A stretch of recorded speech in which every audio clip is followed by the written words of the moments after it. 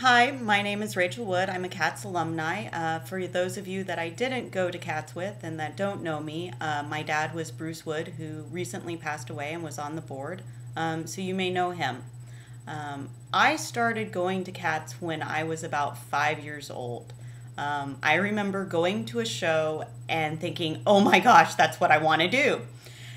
And begging my mom to be in classes, and she put me in classes finally. And I remember being in Beth's class when I was 5 and being so proud that I was like the only one on stage that remembered all my lines, which still makes me like excited. And that was what, 27 years ago? So CATS for me means so many things that I can't even begin to put into words how much CATS means to me.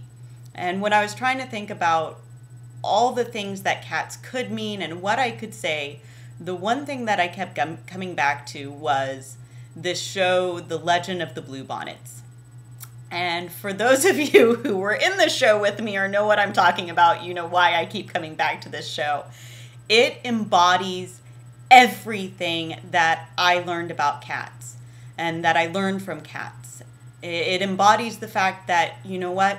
Real friends, no matter what, will have your back. No matter what, they'll go along with it. They'll go along with however bad it gets, and they will be there for you at the end. And no matter what, the show really does go on, and you will get to the end. It may not be pretty, but you'll get there, and you'll be okay. So for those of you who don't know about the show, let me just kind of give you a rundown of the brief facts. I think I was the stage manager for that show. I can't exactly remember. But we had literally, for lack of a better term, the show from hell. Our lead, Stephanie Shuford, was incredibly sick with the flu. And we had buckets for her off stage. And Stephanie and I had come to this agreement that if she did this in the middle of a show, that the lights would automatically be pulled. Well, we thought for sure, absolutely for sure, there is no way she would do this anytime in the show. There was no way. Yeah, except for the fact that there is a point in the play where she actually did do this and meant to do this.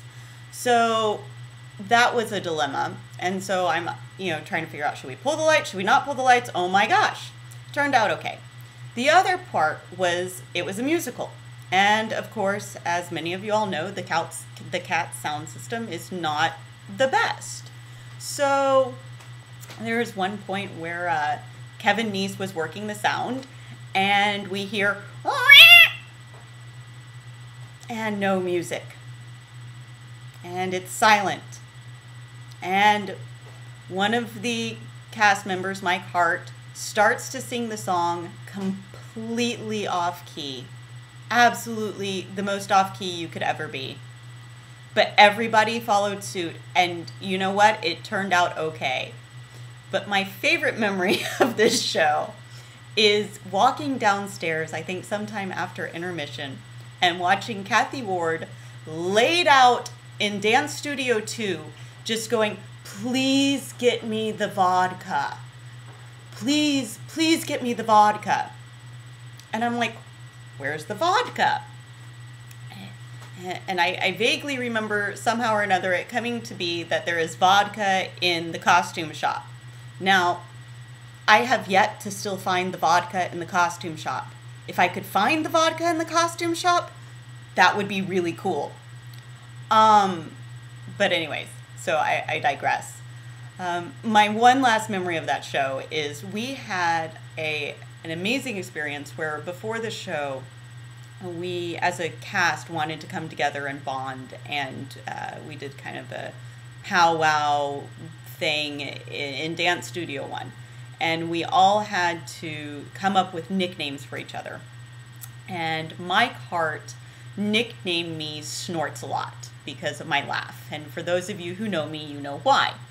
I have just taken that nickname with me, and every time someone makes fun of my laugh or does whatever, I just go, you know what, you can call me Snorts a lot.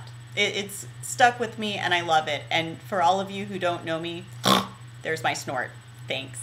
I hope everyone has a blast tonight.